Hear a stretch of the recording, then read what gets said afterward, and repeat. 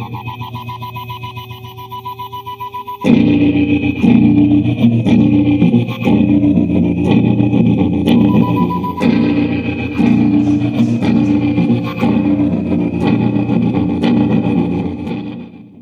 it was in a time in the 80s, early 80s. I mean, we're talking 80, I mean, I was like dealing with this stuff in the 70s, like 10 years after Stonewall, 10 years after the movement started happening of feminism and, you know, Black Matters and all of this type of stuff was happening in the 60s and 70s.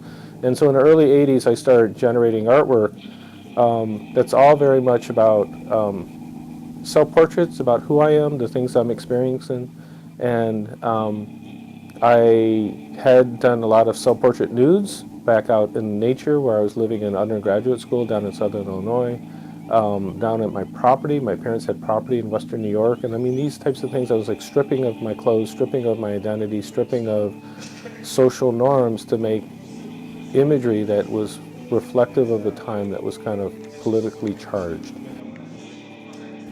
Trying to define my own identity and how I fit into places, and how I fit into society and how culturally people look at me. I've always looked at myself as just this average guy, you know. I'm just like, I do my thing.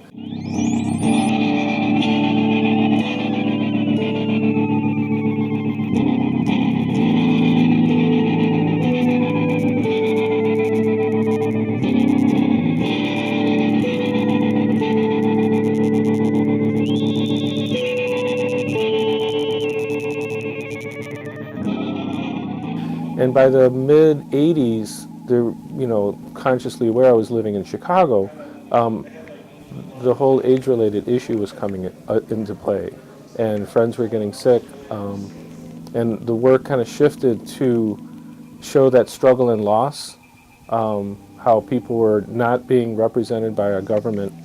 You know, President Reagan, when he came in, didn't talk about it for 4 years. I had friends in New York City, and so I was traveling back and forth, and I was going to places like ACT UP, where they were trying to protest to get the government and conscious awareness for people for these types of issues.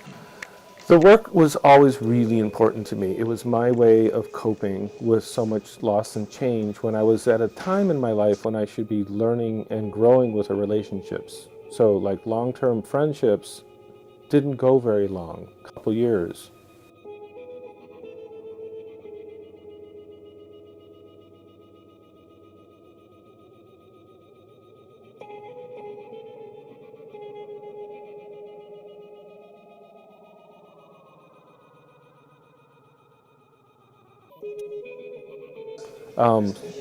Probably between 86, 85, and 95-ish, I lost 70 friends to AIDS.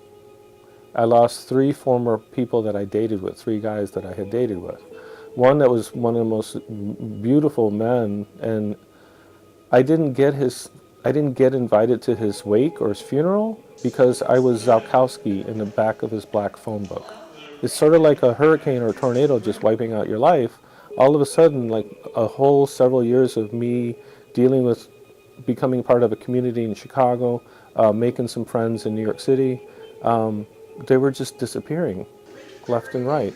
And that loss and change fueled me to make art on a regular basis. And when you look at my artwork, there's a 6-digit number, and it tells you when I photographed it, like 1989, 01, 03. It was like it was on January 1st of 1989. So now looking back on it, I mean, probably a third, if not half of the models that I know of in the show have passed from AIDS-related issues. So that's always challenging. There's a couple relationships that are no longer for whatever reason happens. It's hard to look at the work. It's hard to look at a relationship that's no longer there. I've had so much loss and change, but it's kind of the norm for me. And I don't expect things to go long term, and if they do go long term, it's great. This past week, I saw somebody that I've known since 1991, so that's 25 years that we've known each other.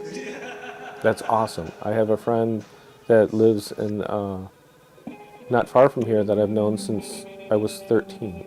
But overall, most people aren't around.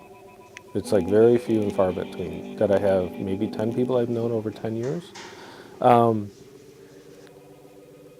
I want to leave something for culture. I want to leave something for society that is reflective of the time. I photograph daily, and it's not the individual photograph that's important to me, but the collection of photographs that can stand on a historical note. So seeing one individual change over the course of time. I've been doing self-portraits since I was in my first photo class. I mean, creating the surface, to creating something that allows the person to at least look at the photograph for its beauty, its aesthetically pleasing lighting and composition, negative and positive space. And then they start doing more investigation, like looking at the statements, looking at the titles, looking at the placement in my chronology to see when I generated these types of things. It has a lot of rich history there.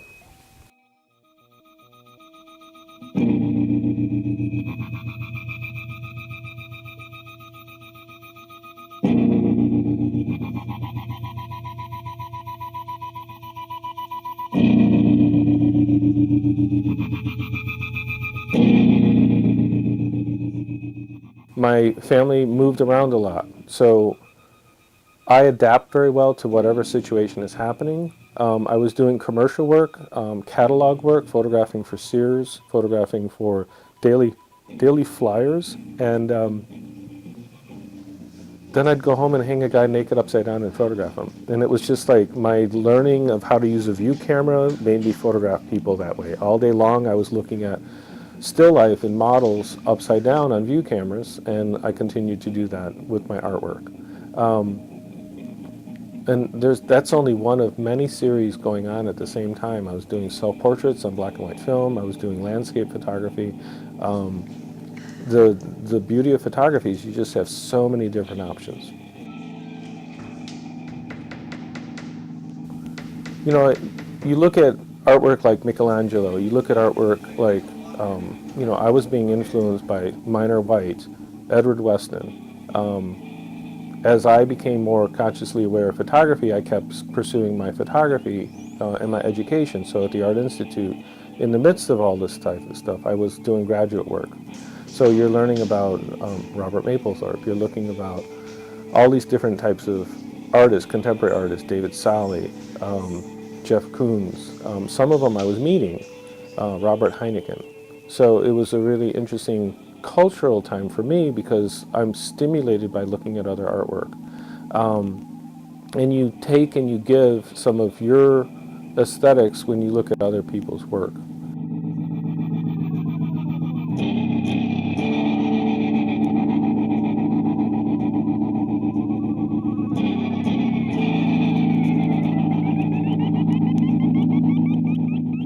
In March of 2016, I went to the Rochester First Friday scene, and for whatever reason, I went into a new gallery space that used to be an old gallery space. So it used to be Lumiere, and now it's Gallery Q. And a friend of mine here on campus knew somebody there that wanted to introduce me to him. So I walked into the space, and there was a photo show happening. And through minutes of conversation, they said, "Would you be interested in showing work?" And I'm like, "I'm always interested in showing work, but like, when would you like me to show work?" And they're like, "Well, we have something scheduled for April. Can you do it in May, like May 6th?" And I'm like, "May 6th, finals week, less than 2 months. I'm traveling to 2 locations. I'm having somebody visit me for 4 or 5 days." I'm like, "Sure, why not?" So in a matter of 2 weeks, I brought artwork that's been in storage out of storage. I ordered frames. I arranged to have a press release and a motto, like an artist statement and promotional cards, and I got it all together in a matter of a couple weeks in the midst of school. When I show the work now, I'm nervous because I'm showing in Rochester, which is, in my experience, very conservative. And I'm putting work out in a gallery. It's already in a newspaper. I've sort of outed myself, although if anyone Googles me, they see that I've been doing this for decades. Not that I'm hiding anything, but there's been so many times that I feel I was left out because of my political stance. And if I'm a teacher photographing the male nude, that means I want to get every student naked. And it's not true. It's not going to happen. There are lines and boundaries that I've always had, but they don't know that. They don't appreciate that.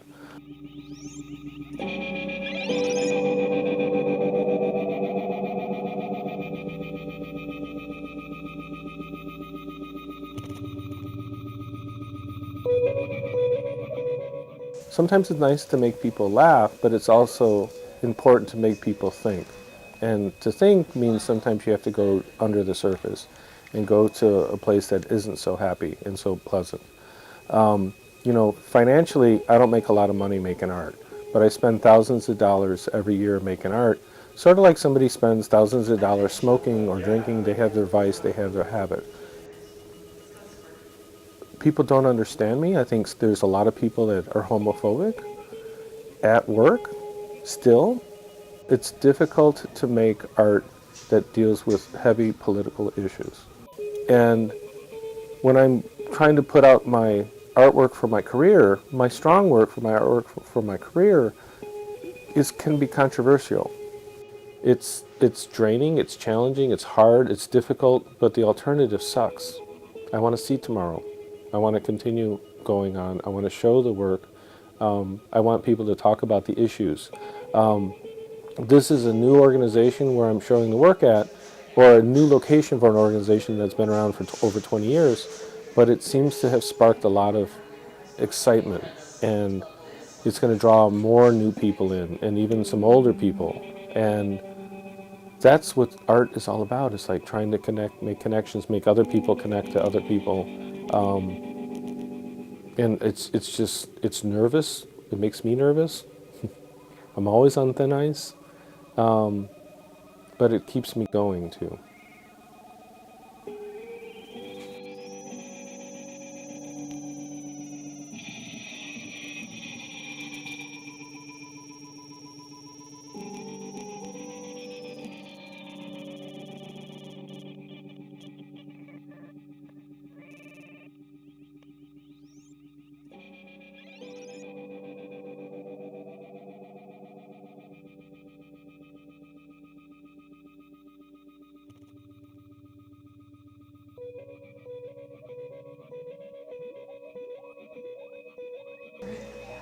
And this was the same guy as the first one.